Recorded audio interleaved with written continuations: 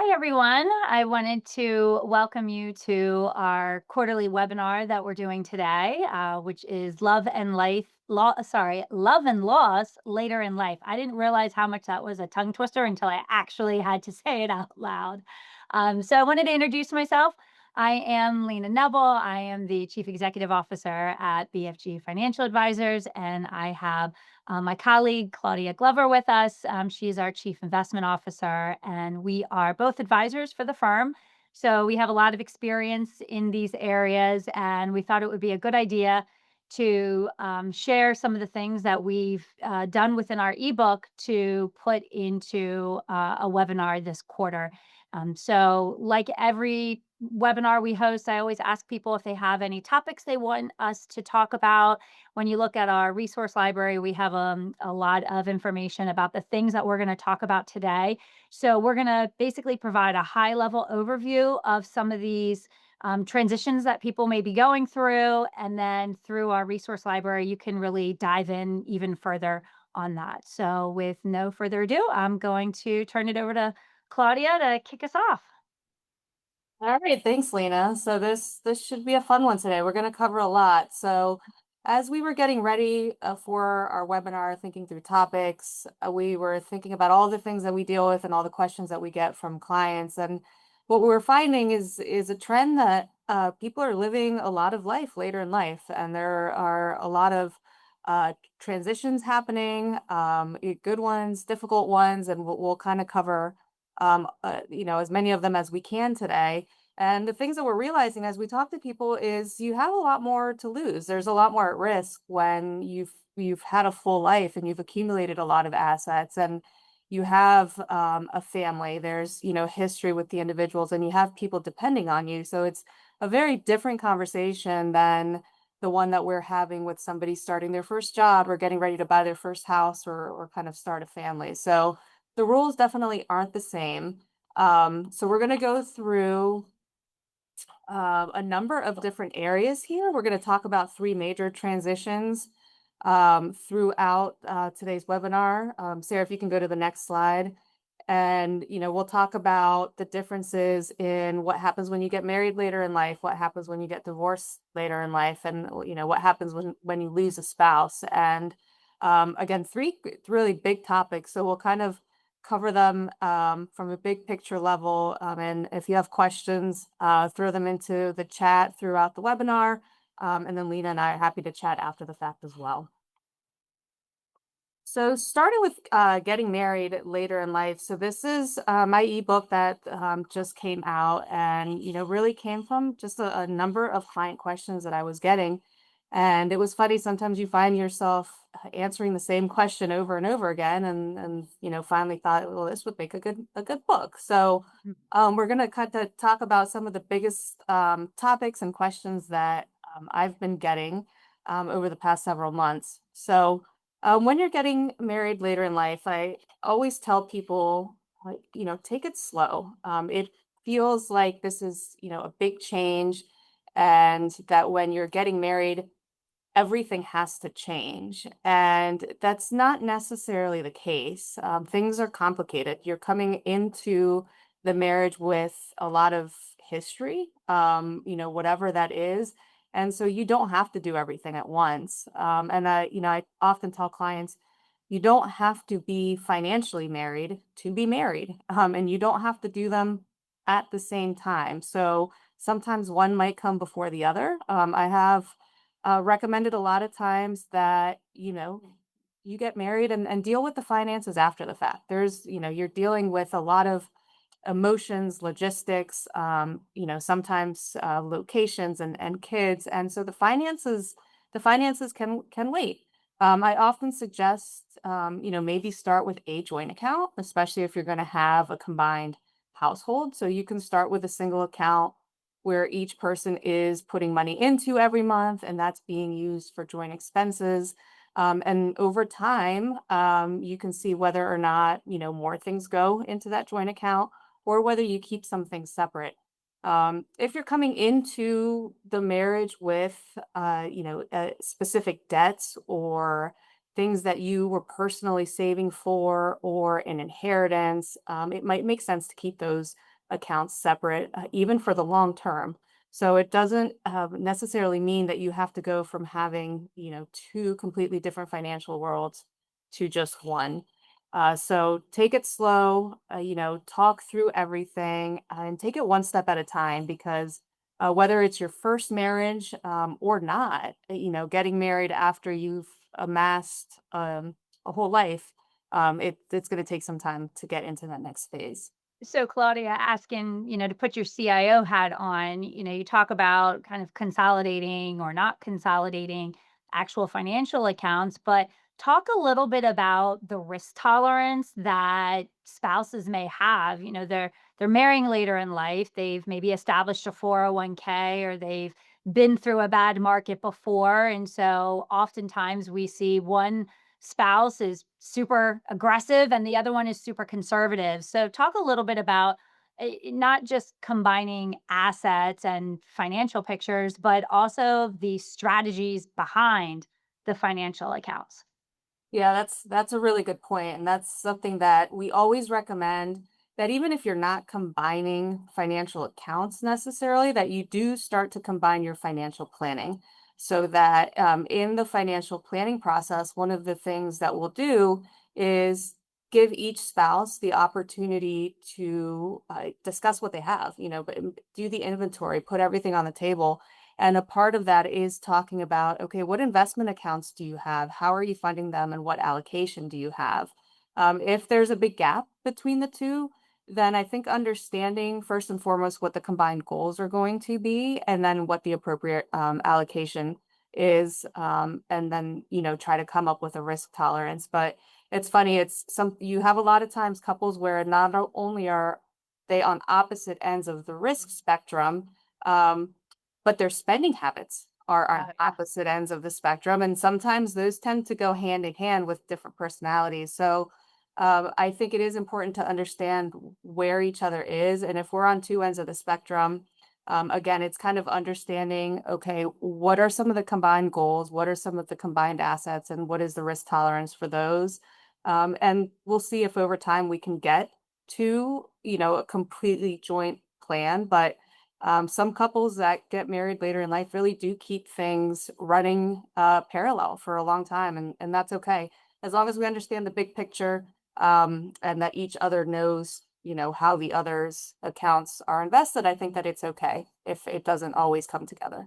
And I like how you mentioned about combining the financial plans because as I was, we're preparing for this webinar and I'm thinking, well, if people actually planned for some of these events, like a loss of a spouse as an example, it can save a lot of financial angst and everything. So getting married later in life, you can still do planning at that point in time, which I know we're gonna kind of talk about. And I like how you mentioned also about the inherited assets. I know we're going to spend some time talking about that piece as well. But I think when couples are coming together and they're starting to combine assets, you have to think about, well, where did this asset come from? Was it an inherited asset? And that's huge if we want to be able to keep that separate. So I like that you brought that up because I know we're going to kind of chat about that in a few more slides. Yeah, yeah. Thank you. Good question. So talking about things that you should update right away. So there are some things that you should take quick action on, because it's important to remember that certain accounts and certain designations like a beneficiary designation will override your will. So if you are entering into a new relationship, and you are newly married, and it is for your intent that let's say you want your new spouse to be the beneficiary of certain accounts, you want to make sure you update those designations within your accounts. The estate planning can take some time, right? That's going to be getting together some joint goals, looking at the entire family tree on both sides. Some of those decisions can take times and will, require meetings with an estate attorney potentially, but updating beneficiary designations are very easy. You can do that on your retirement accounts. You can do that on your life insurance accounts. You can add beneficiary designations to bank accounts. And, in that scenario, you don't have to make it a joint account necessarily, but you can ensure that your spouse can have access to the bank account if something were to happen to you. And likewise with the investment account. So think about your beneficiary designations. And again, you don't have to make your new spouse the beneficiary of everything, but you want to review everything. If you have kids, it may very well be your intention that some of your retirement accounts, for example, still go to your kids.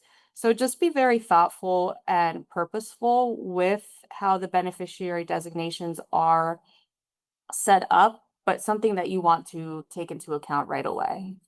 And I Just think too, if you're having if you're taking over debt together, if you're buying a house together and you have both have the mortgage and maybe there's a disparity between the income, making sure that you're set as a beneficiary to receive life insurance proceeds or an investment account to help to pay for, that debt that you're incurring, I think is important. I always tell people that one of my favorite parts of our financial model is the beneficiary page because that's really where you see if we need to, kind of dig a little deeper. So, talk to me a little bit about when we say trust but verify mm, on the beneficiaries, because I think you and I have many stories where one person will say, "Oh, I know who my beneficiary is," and then we get the document and it's somebody completely different. yeah, it's very true. I think we say it every meeting, trust but verify. So, we'll go through as part of our planning process and ask, and what are the beneficiary designations on every account. But a lot of times that's not good enough, so we'll want to see it. So we'll nag clients and say, we want to upload a copy, give us a snapshot just to make sure. I've had a number of times where people still list an ex-spouse on an old 401k and had no idea. And understanding that even if you went through and updated your will and updated your estate documents and everything is going to your new spouse, if that beneficiary form still has your ex-spouse listed, they are getting the money. Or it's gonna, create some issues. You'll have to go to court. It's gonna cost some money. So absolutely trust but verify.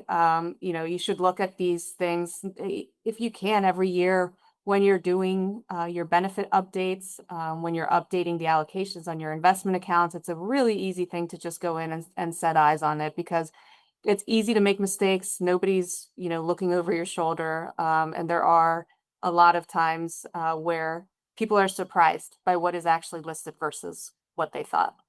Right. And then even with real estate, there's different rules and state rules on how to transfer real estate into somebody's name. So if let's say you're blending these families and everything and you want your spouse to continue to stay in that house but then give them the option to sell it at some point if you're keeping it in your name, that's when you would talk to the estate attorney to talk about whether it's a life estate.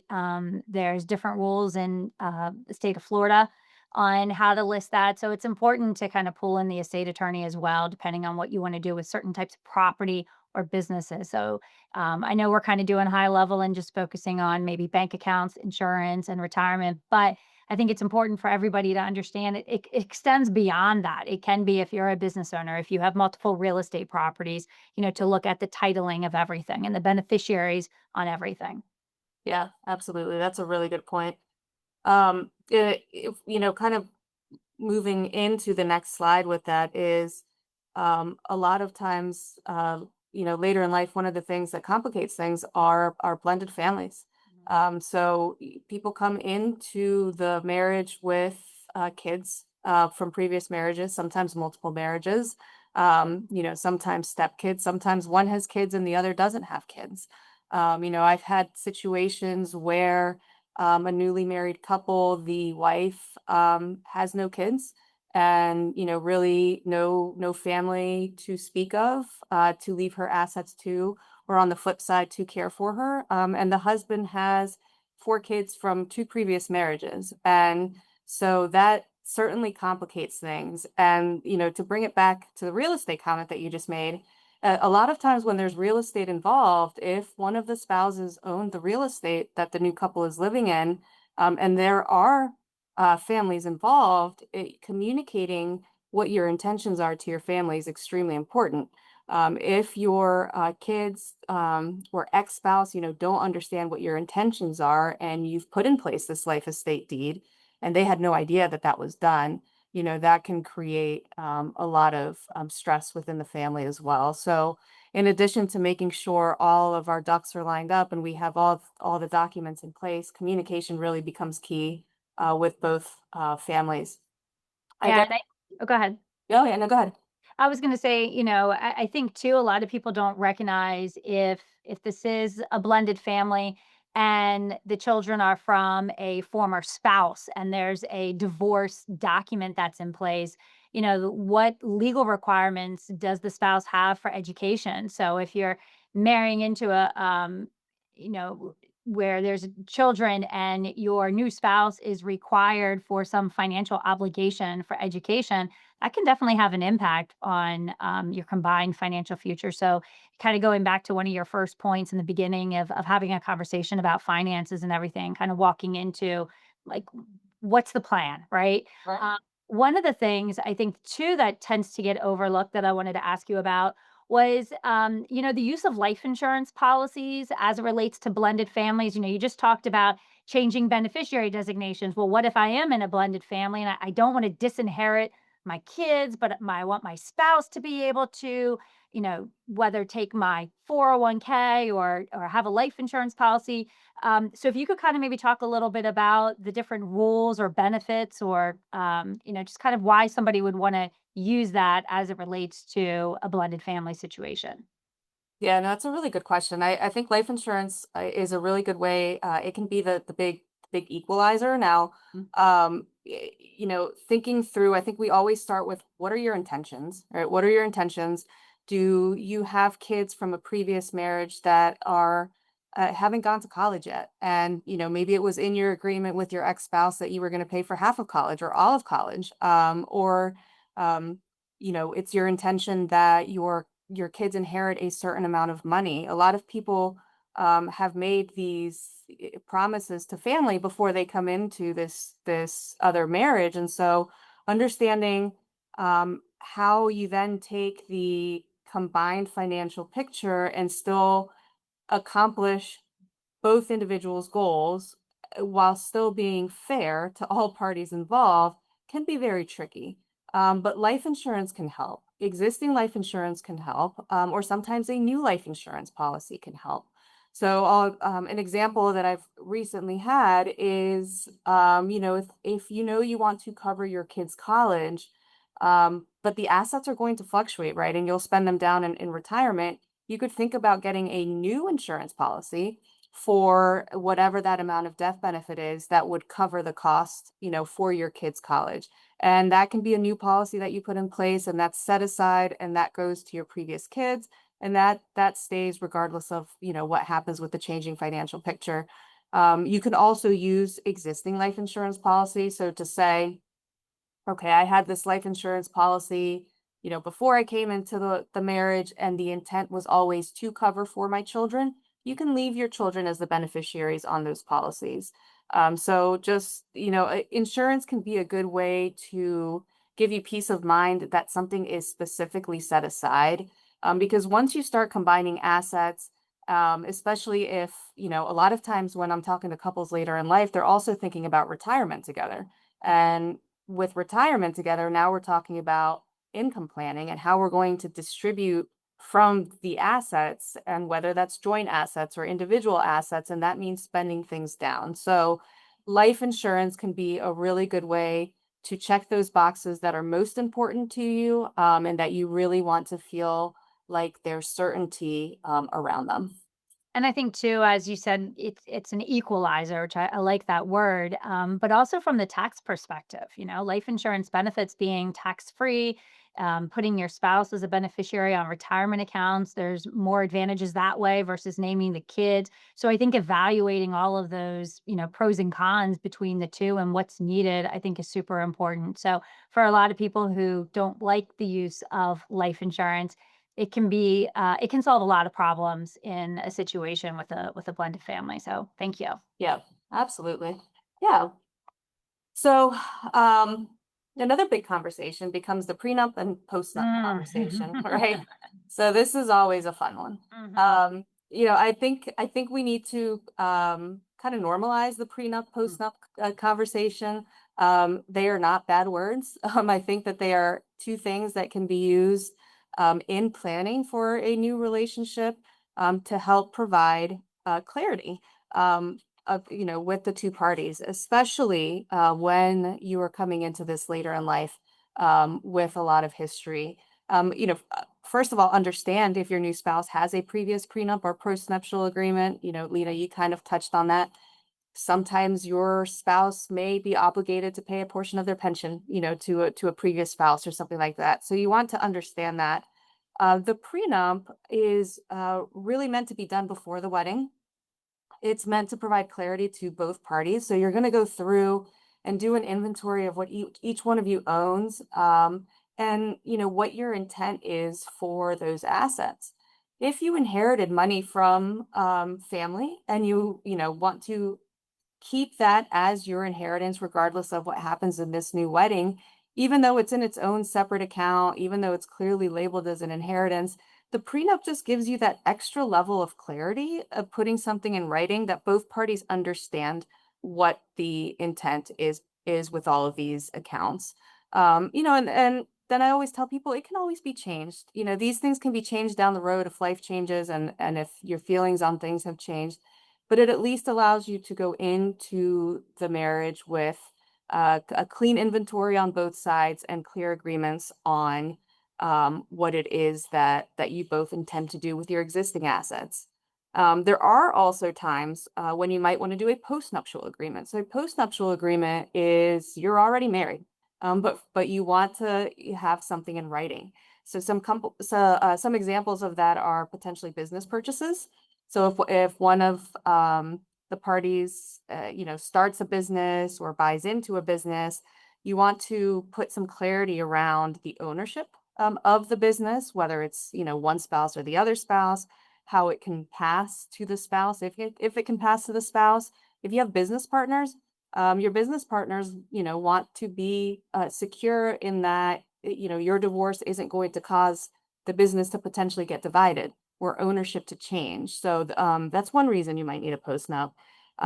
Estate planning coordination. So we talked about doing your estate plans, updating your wills, powers of attorney, all of that stuff. But you could also have a postnup that kind of bridges both of the estate plan together with your wishes. So it can just be again that added layer of providing clarity around what your wishes are, especially if you have complicated families.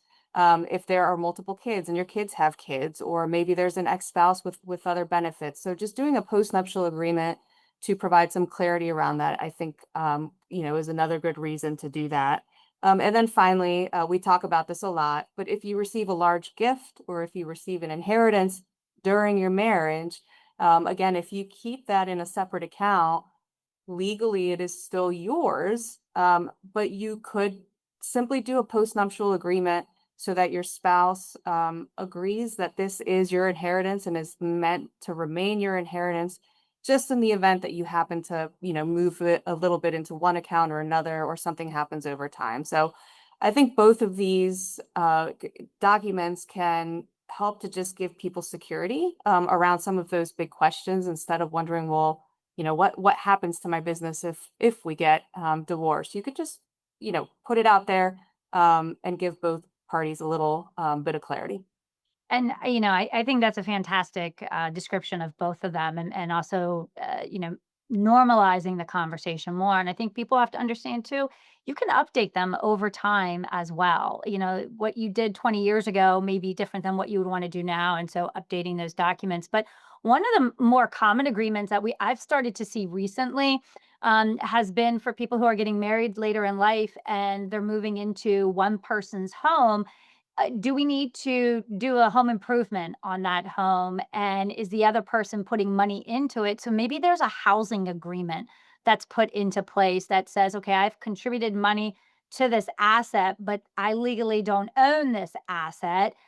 What's the agreement that we have there? So that's a kind of a pared down version of a postnup that's just focusing on one particular situation. Just like Claudia mentioned about having something centered around the business, you could also do it around the house because a lot of people are moving into a house that they do not own, which also means if the spouse who owns it passes away, they may not be able to live there if that asset is going somewhere else. So again, kind of circling back to legal documents, making sure things get updated, but the pre and the post nups are super important. Yeah, yeah. And on the other side of that, if one of the parties has debt, and the intent is for that debt to remain with that individual and not necessarily the new couple, a postnup for debt is a very simple document to execute as well. So I feel like we could talk about all of the options here.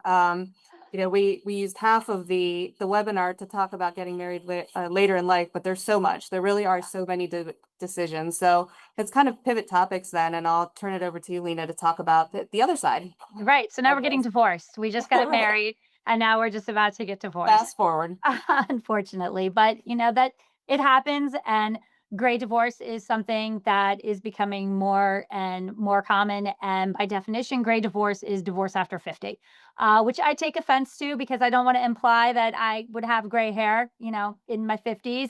But apparently that's, what they define it as. So if you want to go to the next slide and just, basically saying, it's its own animal, right? I did some research about great divorce and just asking why it was on the rise. Like, this is new terminology. I would say probably post COVID that we've heard a lot about it. And this quote I found very amusing. It says that it's on the rise because of longer lifespans, people marrying older, empty nester syndrome, which is a real thing. But my favorite quote of this says, and even wives becoming less tolerant of insensitive spouses after menopause. So that is a real thing. I joke with my husband monthly that this could be the week we're about to get divorced. But it's true. Women are typically the ones likely to initiate the divorce proceedings. And what's interesting is that they tend to benefit more emotionally from the divorce than financially. So, as a financial advisor, it's our job to take those emotions out of it and really make sure that we're focusing on the finances side of it, because losing income, losing assets when you're older has a much bigger impact than when you're younger. So while going through a great divorce can give you a healthy mental state, we need to make sure that financially you're also taken care of as well. So kind of a few areas that Claudia and I are going to kind of cover on this side. The first one, which Claudia has been spending a lot of time on, has to deal with, your retirement accounts being marital assets. Right. Yeah. So this is always a big question, right? Are your retirement accounts marital assets? A lot of people believe, well, this is my money that I earn that I've been putting into a retirement account. Therefore, it should continue to be mine. And, that may not necessarily be true. And, I would tell people that you really need to understand what your state rules are. This is one where different states view retirement assets slightly differently. Some states will have, rules around maybe if you did a rollover from your retirement plan into an IRA, then it becomes a joint asset. Some states have rules around when the income was earned, and they'll say, well, if you earned the money prior to your marriage, that money is yours, but any dollars that you earned after the marriage is actually joint. So it gets very, very complicated. When it comes to pensions, pensions are things that aren't going to pay you an income until way later in life. And sometimes people get divorced 20 years before they're even going to receive a payment from their pension. But there may be in their divorce agreement something that states that they will have to give a portion of this pension to their ex-spouse at some point in time. And so these are, very complicated decisions that get made. And you have to think about them over a really long period of time. So here we have QDRO. So that's a term that we often use, and people look at me and say, "What the heck is a QDRO?" So a QDRO is, I think it's a qualified domestic. I think Relations order. relationship Mhm. order. So basically the legal ruling coming out of the court that is telling you kind of what you're supposed to do with the retirement account. So after you go through the divorce proceeding, the quadro will be issued. This is what allows a spouse to get money from another spouse in the retirement accounts. So I think you really need to understand this. Again, if you're getting married later in life, it's important to think about doing a postnuptial agreement, rather than going through this and not knowing what the outcome will come. You could have put together a prenuptial or postnuptial agreement to kind of agree that certain accounts would remain with the other. Otherwise, it's going to be up to the courts, your attorneys, to kind of, try to figure out what's what. I've had clients wait a very long time to go through a divorce. So there are a number of reasons why people may know that they're getting divorced, and they may separate and they're living separate lives, but they wait to get divorced, and then it gets more complicated because we have to look at what your money has earned. So not only when was the money contributed, but what have the returns been since that point? And then what portion goes to what spouse. So it gets very, very complicated. It can also get very, very expensive. You Mhm. may have to hire, not only an attorney, but potentially, an accountant or a forensic accountant. You have to have a team of professionals that are going to help you figure this out. So, really understand what your state rules are. Some are very simple. You combine all of the assets and then you divide by two.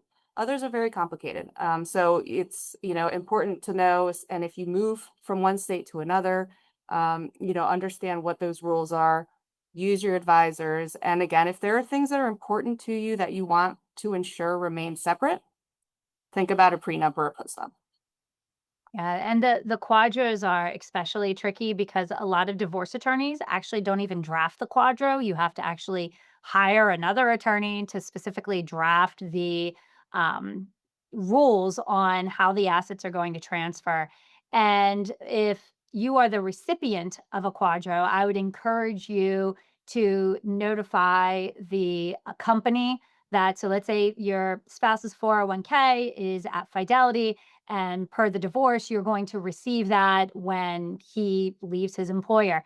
Notify Fidelity so that the quadro is on file. Don't leave it up to your soon to be ex spouse to put that on file so that they have your contact information. And if you're the person who has to have a quadro on their account because you owe your soon to be former spouse money, leave it at the plan. Do not roll it out into an IRA, or take a distribution. It gets really messy later on. There's advice on both sides. Again, I encourage you to talk to your attorneys, the accountants, financial advisors like Claudia and myself help to direct you in making the right decision because there's so many rules that you need to follow. But most importantly, making sure that these documents are detailed. So Claudia mentioned about calculating rates of returns. We had one quadro where it just said, the growth of the account, and it wasn't detailed of, well, how are we calculating, the growth? Should we just put it in cash so there's no growth? What if we put it into an investment account, or into the like the S&P 500? That can be in any particular situation of beneficial or hurtful to either party. So making just sure it's very specific in what it's trying to calculate, how it's trying to calculate, and the time period that it's calculating as well. So could probably have a whole webinar on quadros of its own. So I'll stop there. Well, absolutely. Yeah. So let's go from there to another complicated topic, Social Ah, Security. yes. Again, another We'll just webinar. keep it going, right? We could do another webinar on We this and could. the benefits, but some of the highlights with Social Security is if you were married to your spouse for more than 10 years, you may have additional benefits. It doesn't matter when you get divorced or how long you've been divorced, but you may have access to your spousal Social Security benefits even after the divorce through your ex-spouse. So a lot of times, we're talking to women especially, and they got married, they raised the family, they spent a lot of time working at home and didn't accumulate a lot of their own Social Security benefits, find themselves later in life, trying to catch up and save. but their Social Security benefit may never, get to the point that it would have been if they had all of those working years. So a lot of times they don't know that they have access to an ex-spouse Social Security benefits, which could be higher than theirs. So that could be a big benefit. Another thing to keep in mind is it doesn't affect their benefit, right? So sometimes women will say to me, well, will that affect their benefit? Is it going to take half? Or, are they going to be angry because I made this decision? But it does not. You have a lot of the same rights as if you were the current spouse. Now, if you get married, if you remarry, then you lose those benefits, right? So those 10 years of marriage to that ex-spouse, you would now be entitled to benefits through your new spouse.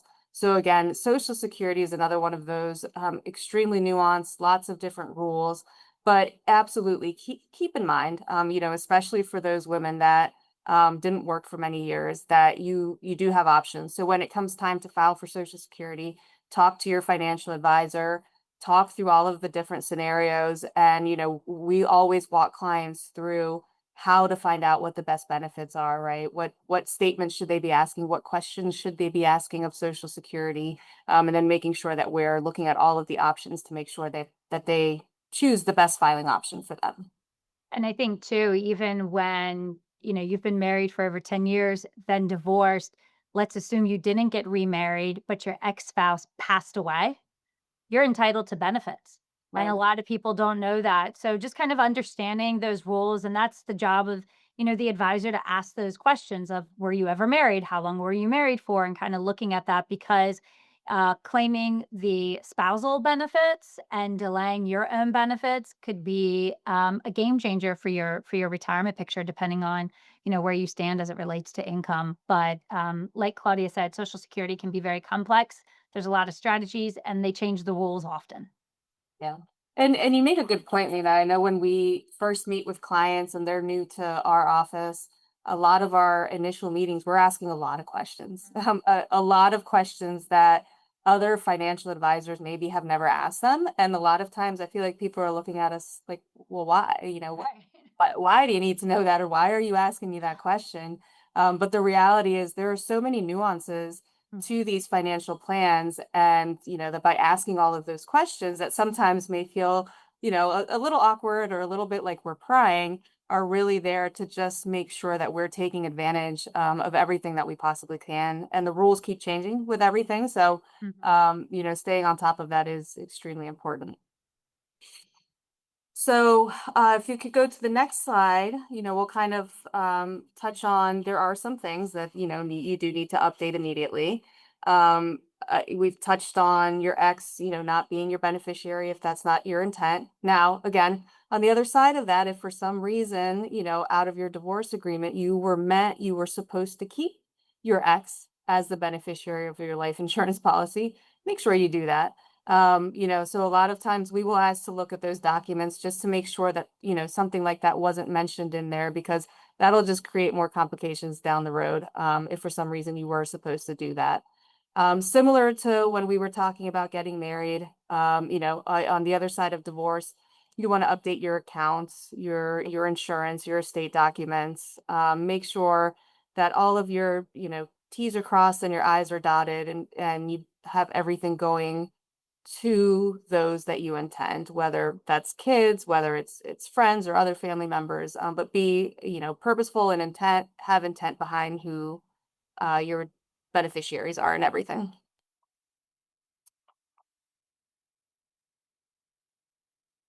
And then, I mean, it's very common, you're basically doing the reverse from when we got married, right? When you got married, you were going through the estate process, you were updating beneficiaries and everything, you were combining or talking about your financial picture and everything.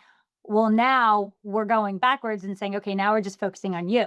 Right. So when we're older and going through that divorce, we're now losing that income that that spouse was providing.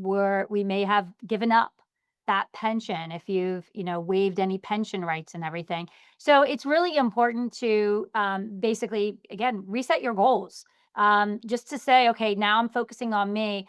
What is my spending? Am I the spender or was I the saver? Do I have to be more aggressive or can I now be more conservative in my retirement goals? So you get to actually focus on you and thinking about the things that you want. Obviously, there's a lot to dive into this, especially if you have the blended family and if there's, child support that's involved and things like that. But it is important to understand, is there going to be any alimony? Is there any future pensions that you're going to be entitled to that we can plan around? Looking at debt. Did you have to take on any debt? Was any of the debt that's paid off? And do you have to work longer? So it's really just kind of revisiting your financial plan for just you and then thinking about what that future looks like and how to leverage those assets around you to then generate that income that you need.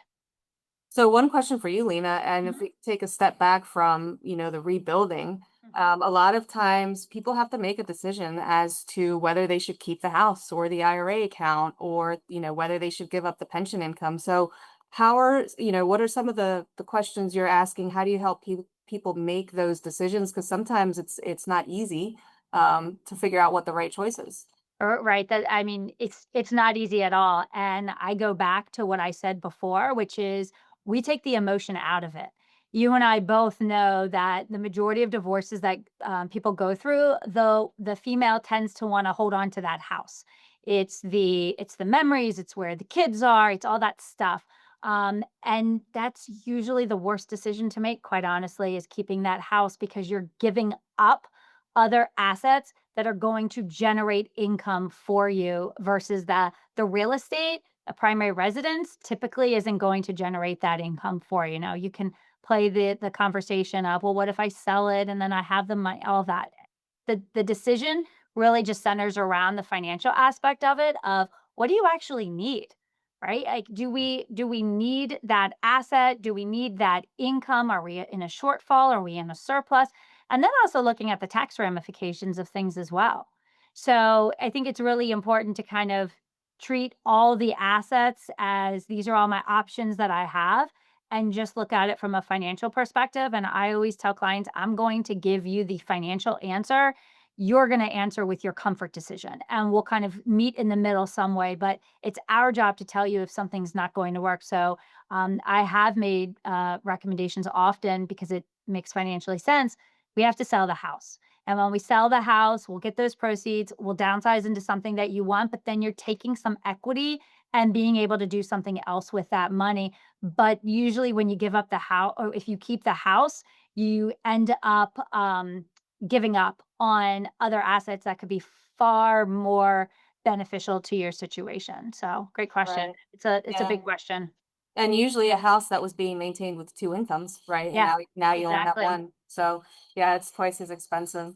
Yep. So well, yep, that was a lot. Thanks. So Yeah. No. let's switch gears then and go to what happens when you lose a spouse. Yeah, I mean, we're on a right track here, Claudia. We get married, we're getting divorced, and now We somebody's started on a dying. high So, and yeah, we're working our way down. exactly. But I mean, all joking aside, obviously it's a very serious subject. It's something that I've, written ebooks about. And unfortunately, this is probably the area that I have the most experience with professionally.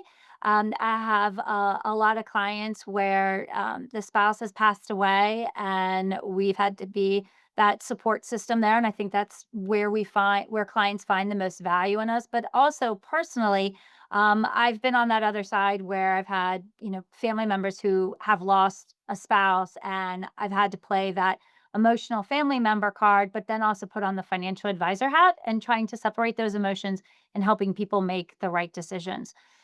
So, in looking at the next slide, what I always say is go slow. Kind of like what you talked about on getting married and everything. Don't rush to certain decisions. You have to go slow. I mentioned before about planning in advance. If couples, partnerships planned for what if we have a premature passing? What if somebody passes away sooner than we anticipated, or they live a very long life and then pass away? Is the survivor going to be okay? Is that spouse, is my partner going to be okay? I think it would make these conversations a lot less stressful. So, what I would recommend doing, we have to prioritize, we have to kind of put together the 2 to 3 items that are important.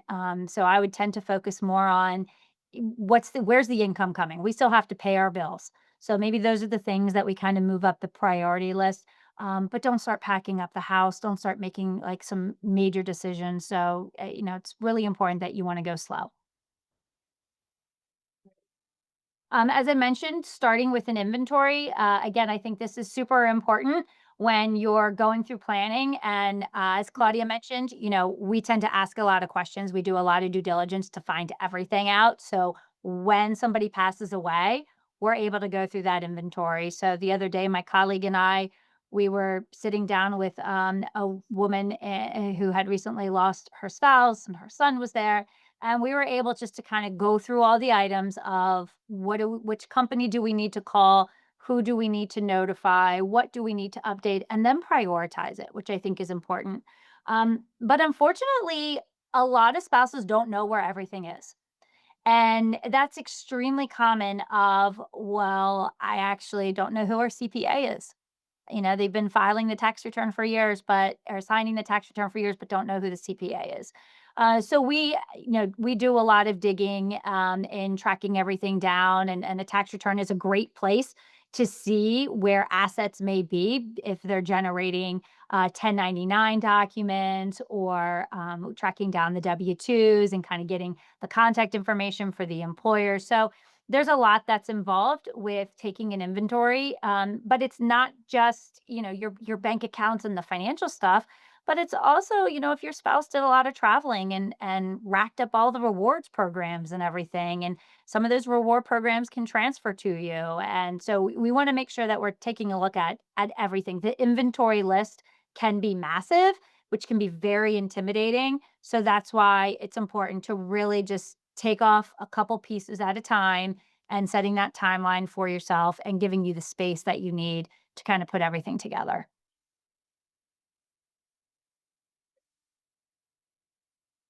And then I think along those lines, as I mentioned, with the income absolutely will change immediately. Social Security gets notified right away from the funeral home. So that deposit that you were used to getting may not be there anymore. Or the other thing can happen is they can pull back the deposit. So let's say you received a Social Security deposit on the 3rd, but they found out your spouse passed away on the 1st.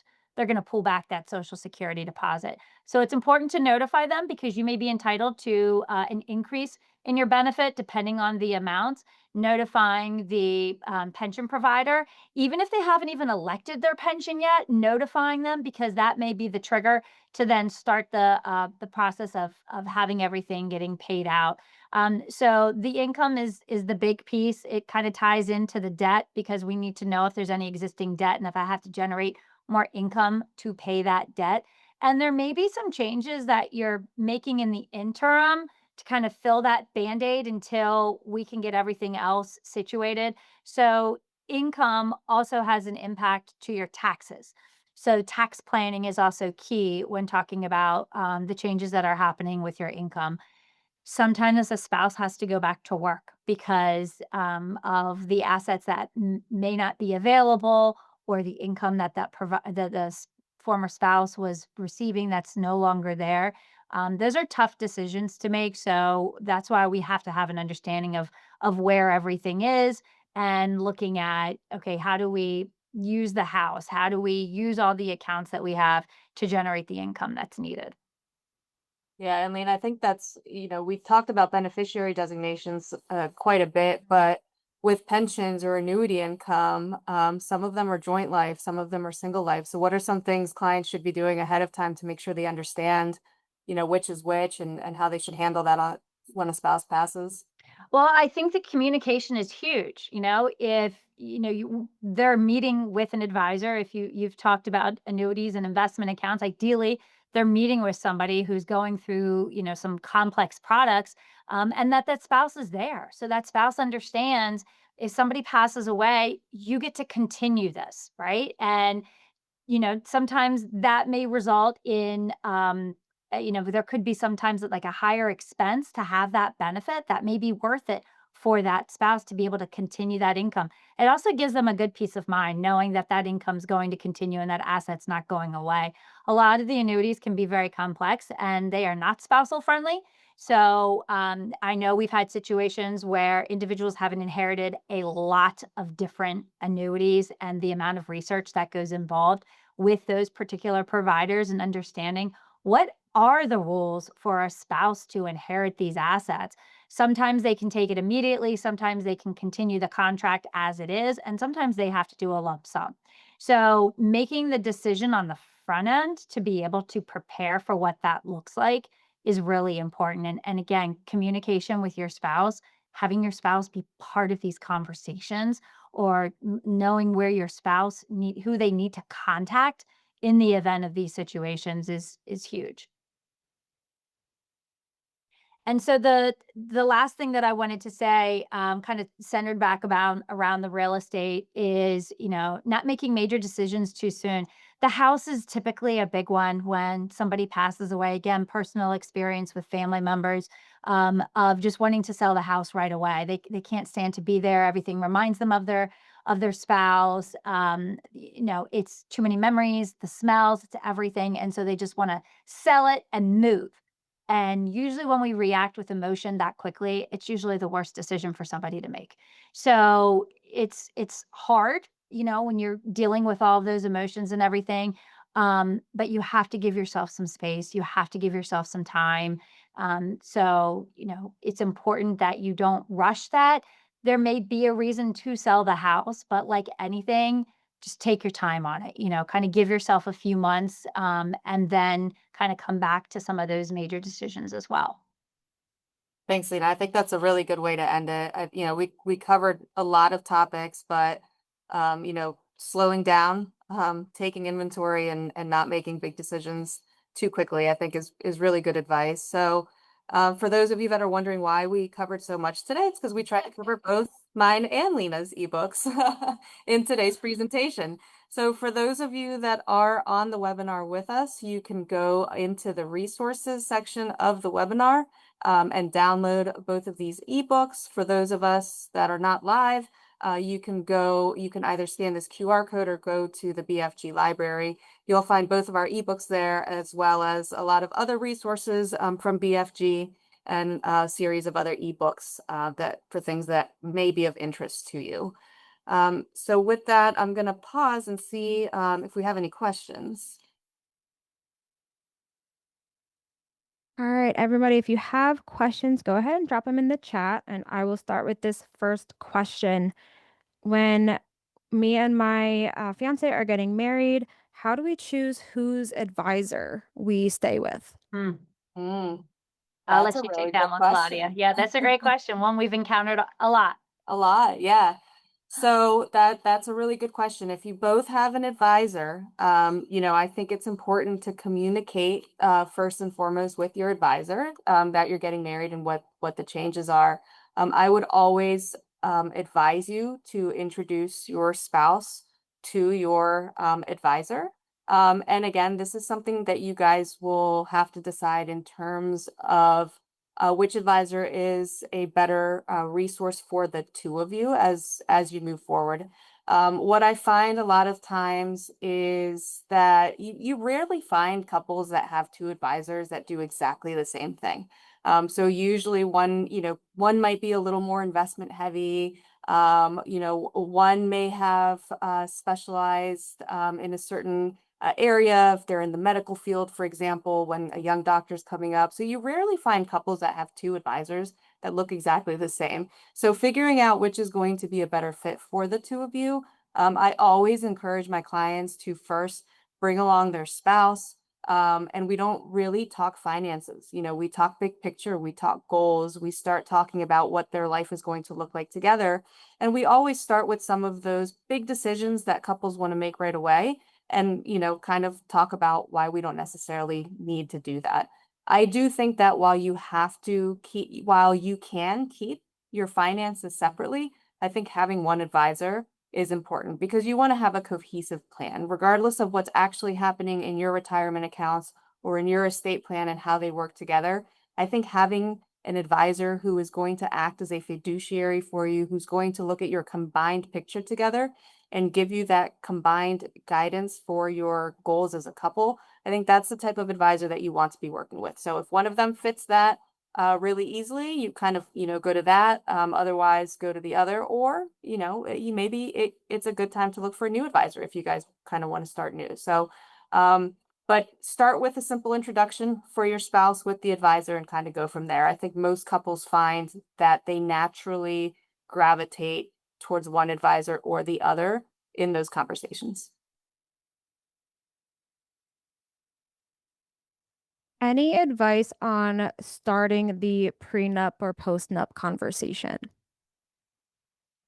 Yeah, that's a tough one. I mean, it's tough because like Claudia mentioned, it's not normalized like it should be. So I think by having the conversation in the beginning about being open and honest with the finances, it makes it more comfortable in talking about, look, I love you. I'm envisioning a lifetime of happiness and everything, but in this day and age, we've all seen how things can go sideways, and it's protecting everybody for all those situations. It can be having a conversation if you have a financial advisor already, talking with the financial advisor and kind of walking through what does that look like? Is that important for us? How would we do it? And kind of, starting out from there. It's super important for later in life because, as Claudia mentioned, you've kind of established your assets and your net worth versus if you're 27 and married and getting married, you haven't really built that foundation yet in most situations. But that post-up, taking, let's say you were 27 and now you're 50 and had a major inheritance, or you're purchasing a business, something like that. That post-up is a better conversation to have. You're older, you're more mature, you're able to have that conversation on being able to protect each other and kind of looking at that. I'll share a personal experience. My husband and I ended up getting a post-nup after 15 plus years of marriage because of, a business opportunity and everything. And in having that conversation, we're just focusing on this one asset because it was being able to protect other individuals as well.